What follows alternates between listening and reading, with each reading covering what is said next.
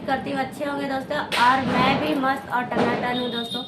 तो दोस्तों आप लोगों के घर में कैसा कैसा दिवाली मना, कितना बढ़िया, मतलब मेरे घर में जैसा भी मना बहुत अच्छा मना दोस्तों। और आप लोगों के आगे भरा हुआ है दोस्तों। और हम और हमारी सिस्टर दोनों बहुत अच्छा से वीडियो बना रही हैं दोस्तों।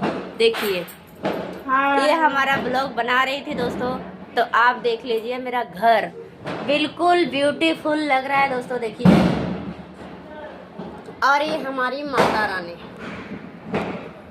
जैसे भी हैं बहुत अच्छी हैं और सभी खुश हैं दोस्तों। और यहाँ देखिए दोस्तों, नए नए मिठाइयाँ रखा हुआ है, बड़ी छुआड़ा किशमिश। और माता रानी को लक्ष्मी बरसा दी है हमारी सिस्टर जी। तो दोस्तों आप लोग बताइएगा ज़रूर एक बार देख के। हाय दोस्तों, तो आप लोगों को कैसा लगा दोस्तों, कमेंट में ज़रूर अपना अपना राय देना दोस्तों। और जैसा भी है बहुत अच्छा है। और मैं चाहती हूँ कि आप लोग भी मनाइए और खुश रहिए अपने अपने घर में। तो सभी को हैप्पी दिवाली, ढेर सारी शुभकामना।